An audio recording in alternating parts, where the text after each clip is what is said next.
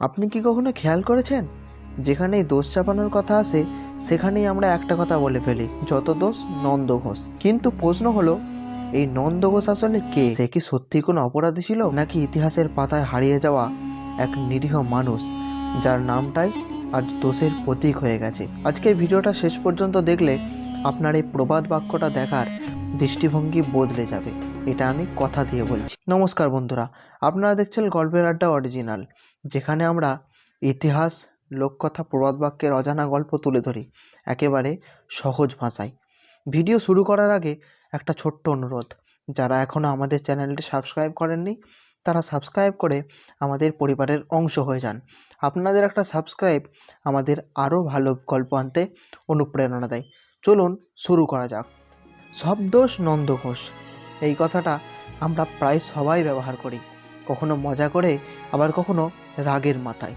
কিন্তু আশ্চর্যের বিষয় হলো, এই নন্দ ঘোষ কোনো কাল্পনিক চরিত্র নয়। অনেক ইতিহাসবিদ আর লোককথা গবেষকদের মতে নন্দ ঘোষ ছিলেন একেবারে বাস্তব একজন মানুষ। ধারণা করা হয় তিনি ছিলেন প্রাচীন বাংলার একজন সাধারণ গৃহস্থ, সম্ভবত কোনো গ্রাম বা জনপদের বাসিন্দা।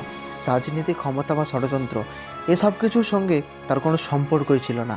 তাহলে প্রশ্ন আসে, দোষটা তার ঘাড়েই পড়লো কেন?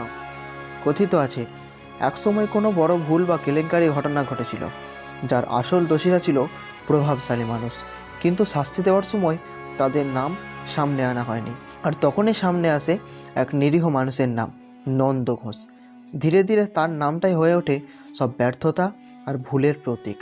লোকমুখে ছড়িয়ে পড়ে প্রবাদ, যত দোষ নন্দ ঘোষ। একবার ভেবে দেখুন তো, আজও কি আমাদের সমাজে এমনটা হয় না? বড় ভুল করে কেউ, আর শাস্তি কেউ পায় কেউ একজন সাধারণ মানুষ।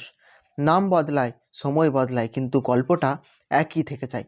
এই কারণেই নন্দ ঘোষ শুধু একজন মানুষ নন, সে একটি প্রতীক, নির্দোষ মানুষের ঘাড়ে দোষ চাপানোর প্রতীক। এখানে একটা প্রশ্ন আপনাদের জন্য, আপনার জীবনে কি কখনো এমন হয়েছে যেখানে আপনি দোষী না হয়েও দোষের ভাগ পেয়েছেন? কমেন্টে লিখে জানাতে ভুলবেন না, কারণ আপনার গল্পই হতে পারে আমাদের আগামী ভিডিওর বিষয়। আজ থেকে যখনই আপনি বলবেন সব দোষ নন্দ ঘোষ, তখন একবার অন্তত ভাববেন এই কথাটার পিছনে লুকিয়ে আছে এক নিরীহ মানুষের হারিয়ে যাওয়া গল্প।